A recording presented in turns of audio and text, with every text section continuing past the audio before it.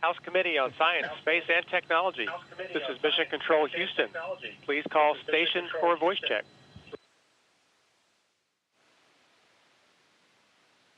Smith, how do you hear me? We have you loud and clear.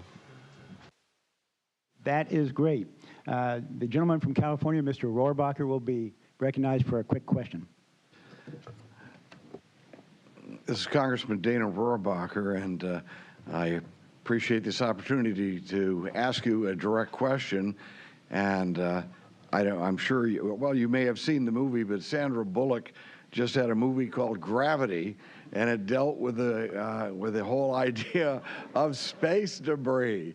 And I was wondering if you might be able to give us an understanding of the challenge of space debris, how the space station deals with it, and if there's some other challenges like that that we may not be thinking about here that we have to deal with before we build a new station in space in the years ahead.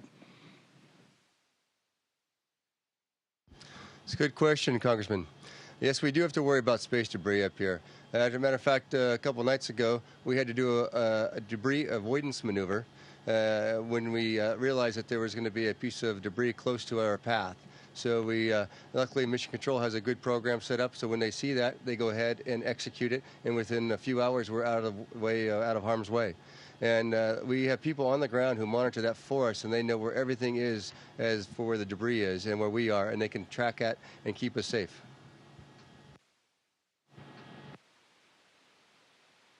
The gentlewoman from Texas, Ms. Johnson, ranking member of this committee, is recognized. Thank you very much, Mr. Chairman, and greetings to Commander Wiseman and Dr. Swanson. It's a lot of excitement on this end watching you. I'd like both of you to comment on the aspects of the International Space Station program that's most important in enabling human space exploration beyond the Earth orbit. Oh, I don't want to take your entire day up. I could talk about this subject forever. Really, it's getting humans into low Earth orbit and having us live up here right now for 6 months at a time. And in just a little over a year, we'll have Scott Kelly up here for an entire year. And it's all the things that happen to the human body and also what our spacecraft needs to provide to us, like oxygen, to breathe, water to drink, all of the food, the supplies, and just running this machine through its paces over 6 months or even a year at a time. That's what we're going to need when we go onward to Mars and spend 2 or 3 years in space. So we need to test all this stuff now on the space station so that in a decade or so we can head on to Mars and have a successful journey. The gentleman from Texas, Mr. Hall, is recognized. Mr. Chairman, I thank you for linking our committee to these two astronauts, Commander Wiseman and Dr. Swanson. I remember the House floor debate on June 23rd, 1993, in this committee, in this room, when this committee came within one vote of killing the space station that Congressman Markey had fought for forever. Our argument made on behalf of the space station was the importance of providing something tangible that our children can dream about and then aim their education, their careers towards. So I'll just ask a simple question. How do you think the space station has inspired young people and can give us some examples of efforts on the space station to engage young people and inspire them to pursue STEM education? What would you say to be the space station's greatest legacy? I yield back. Oh, I do agree with you tremendously about the STEM program. Matter of fact, one of the things I did before I got here was work on spheres with students in the local high school. And that's what we do, it's an experiment we have up here. And the kids themselves get to program the spheres, satellites that float around here, and they have competitions. And I just saw it on the kids' faces when they got to have their program run on the station. They got so enthused about science and technology, it was fantastic. The gentlewoman from Maryland, Ms. Edwards, is recognized. Thank you very much, and thank you so much. I have to tell you, I am so excited. I wish I could be you when I grow up. My question and greetings to Reid Weissman, a fellow Marylander. You know, we'll package some freeze-dried crab cakes for you up there. I wonder if you could tell us. I got that signal. I wonder if you could tell us, though, the importance of the work that you do and how you were inspired to join the space program. What inspired you? Because I think it is really a challenge for us to figure out what inspires the next generation of explorers. That's a great question, and I think back to my childhood. And certainly it was when the space shuttle was just being developed and launched back in 1981. I was around 6 years old at the time, and I definitely remember a 747 flying over Maryland, and I was in Towson with my parents. We had gone up to the top of a hill for the simple act of watching a space shuttle fly over on the back of a 747 as they were transporting it. And that image is burned into my mind. And that probably started the course that I was on to become not only a Navy pilot, test pilot, and then an astronaut. So to me, we never know, as adults, we never know that little thing that's going to spark the imagination of a child's mind. And for me, it was a simple airplane with a space shuttle flying. All right, that's not simple, but it was that simple act of being with my parents, and that's what sparked my imagination. And so as much as we can from up here and NASA on the ground to reach out to kids and just expose them to this world, this STEM world that's in motion, I think you never know when you're going to spark their imagination, and I'm sure that we're doing it every day. The gentleman from Mississippi, Mr. Palazzo, is recognized. Hey, Reid and Steve, thanks for talking to us today. Hopefully the chairman of the full committee will allow us to have a congressional trip to the space station in the near future. I have a question for you from one of my constituents in South Mississippi. Suzanne would like to know, how do you deal with the incredible solitude for the length of your respective missions? That is an interesting question. Each person probably does it a little differently.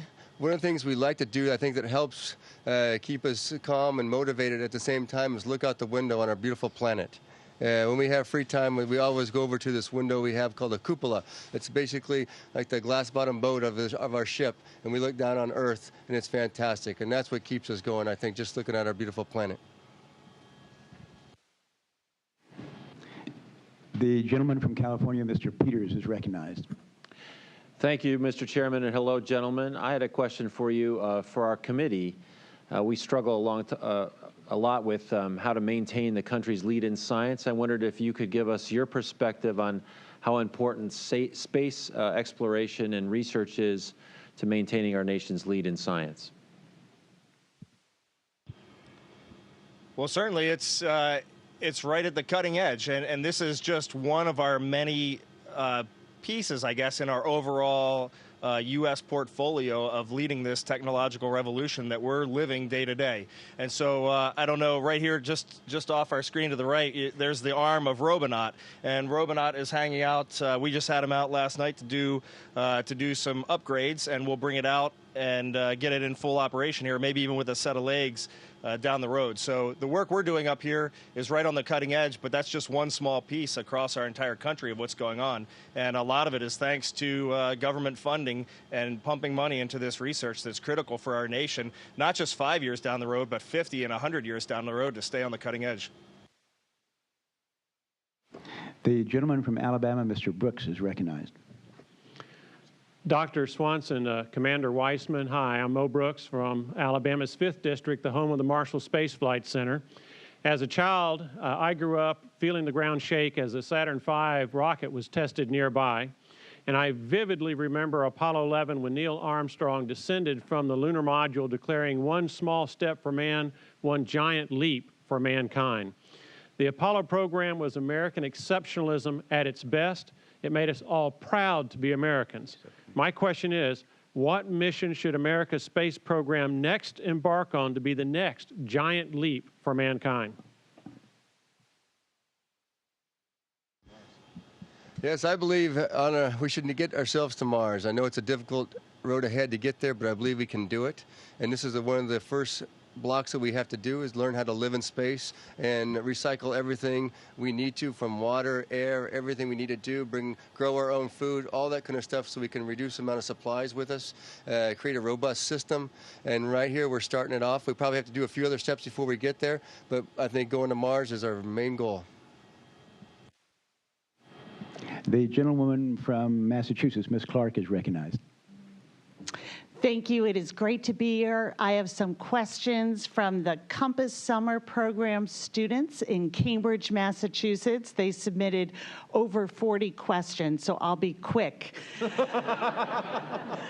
From Dante, how do you pack? Do you bring a suitcase, and what's the temperature? From Chloe, what fuel do you use to support the space shuttle? And from Luke, has anyone had a birthday? And if so, how did you celebrate? Okay, so we pack in a very, very small suitcase. It's about that big. We get about 1.5 kilograms. The fuel that we use, well, for our rocket ship, we basically use kerosene and oxygen to get up here. And then once we're on the space station, we have a hypergolic fuel mix that we use to keep us here, but we don't have to burn our engines very often. And then we did have a Russian crewmate who had a birthday. And right behind the camera, we have a dinner table there in Node 1. And we all gather around that table, all 6 of us. And we share U.S. food, European food, Russian food, some of our juices, some of the Russian teas are very nice, and we just join together and have a really great evening. Unfortunately, I don't think there were any presents to unwrap, but Sasha, I think he was happy enough, so it was a great event. The gentleman from Florida, Mr. Posey, is recognized.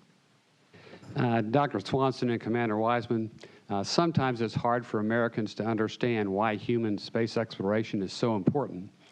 Can you take a moment to explain how the work you're doing now on the International Space Station benefits Americans? What are you up to?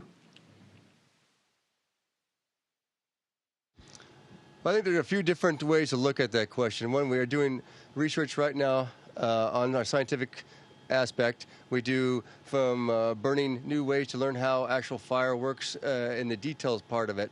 We do medical research up here. We've just, through station research, we've come up with ways to get chemotherapy to the target areas of the body more effectively. Just one of an example. The other thing you have to look at is that humans are meant to explore, I believe, and this is one path that we need to take. And now we're starting off it, and this fulfills that idea, I think, for our not just the whole race of humans. And that's one thing we need to do.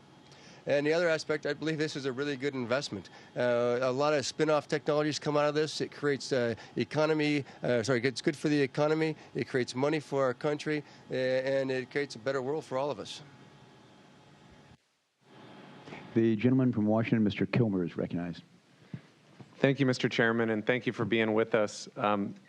I have 2 quick questions that came from the young gentleman behind me here. One is just trying to get a sense more of how the space station plays into the effort to go to Mars, and a little bit more specific about what the utility is of the space station. Then he also wants to know, as we look out into this century, what's on the horizon? What other new frontiers do you think we're going to visit? And he also wants to know, how many other planets are we going to discover? Is that right? All right. Well, let's start with the end question. How many planets? Limitless. It just depends on how good our sensors get in our lifetimes as to how many we're going to discover. Perhaps every time you look up at night at any star, you got to think there's a solar system around that star. So it just blows my mind, I know.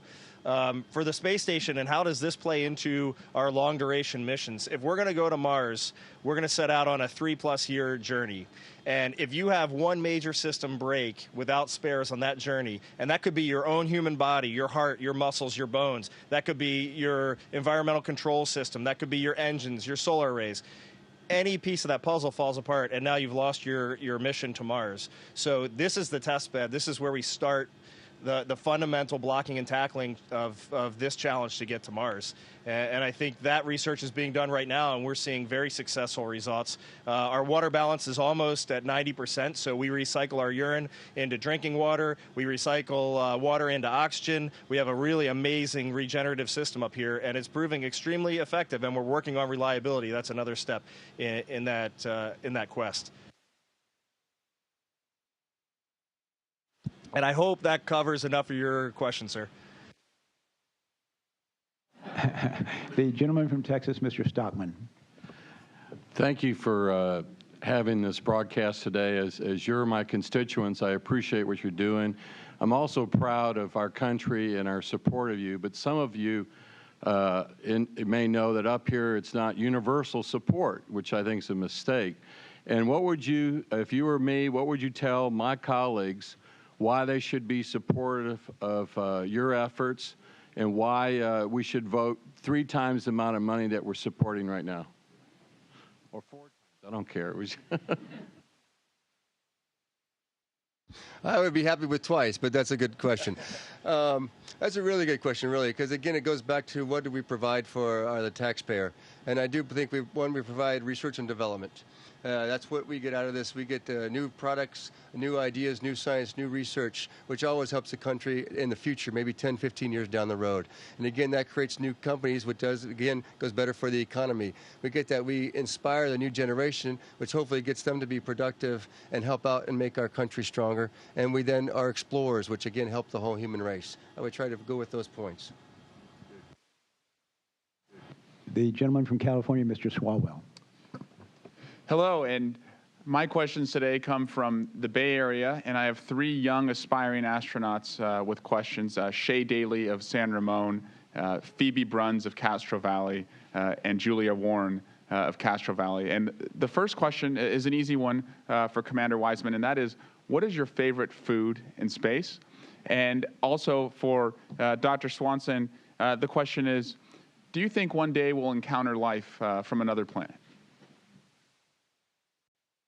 You go first. Okay, I am a food lover, and but there is one particular food that they know when they open the desserts box. All chocolate pudding cake goes directly to Reid Wiseman's locker, and so I am hoarding chocolate pudding cake. I cannot get enough of this stuff. I tried it on Earth, and I didn't really like it that much, but there's something about this cake up here that I'm in love with. So I'll pass it over to Dr. Swanson for the follow-on. For the follow-on question, I have to say yes. I mean, that's just that endless, as Reid pointed out, as you look up, there's so many solar systems out there, so many planets, so many possibilities. I figure that it just has to be somewhere and sometime it will happen. Absolutely. The gentleman from Arizona, Mr. Schweikert, is recognized. Thank you, Mr. Chairman. And a Texan on my staff wants me to say howdy. In your experience so far, what have you found that has surprised you on what's robust, has held up quite well on the space station, and what have you found that is fragile that you see we're going to have to do future re-engineering of? Yeah. So I would lead that off, sir, with this is my first space flight, and I've known the space station for many, many years. We're into our 5,000th plus day of ops up here, and one of the first things that struck me when I arrived is I expected to see an aging system. I expected it to be, well, I don't know, from the TV, maybe it does look messy to you, but every one of these wires has a purpose. And when I got up here, I realized this is a brilliant laboratory. It's in overall amazing shape. It's been very well cared for, and I think it's basically a testament to the engineering that went in, the robustness of the design, that here we've been operating 5,000 days, and this thing really looks like a brand new machine up here. Very impressive to me from that aspect. Some things that aren't quite as reliable, the things that have surprised me a little bit is you really get to see how quickly technology on Earth develops when you come up here. This was developed in the 80s and 90s, and really you do see Ethernet cables running all around the outside because we didn't necessarily have that technology when they built it. We just flew up some tablets, and I mean, there's a device that a year ago I hardly even knew, and now at home I can barely live without. And so just building on these technologies as we go over time has been somewhat of a surprise. You can kind of see the evolution of technology up here, and so that's something in future designs, I don't even know how you account for that, but it's something we'll have to look at. The gentlewoman from Connecticut, Ms. Esty, is recognized probably for the last question. Thank you, Mr. Chairman. The students of Waterbury, Connecticut, home of Rick Mastracchio, want to know what they can best do to become astronauts of the future. Well, of course, it always goes with study hard. You have to do well in school. That's a given. And also, it's find something that you're really passionate about in life. Of course, it helps if it's science and technology or engineering to get this job. But you find an area in there that you're passionate about, do it well, enjoy it, and that will show when you go and try to become an astronaut. And that's what they're really looking for, somebody who's passionate about the things they do. Unfortunately, we are out of time. The astronauts are out of time. We want to thank you both for spending 20 minutes with us today. Appreciate all your answers to the questions. We look forward to supporting you in the future. We'll talk again. Thank you all very much.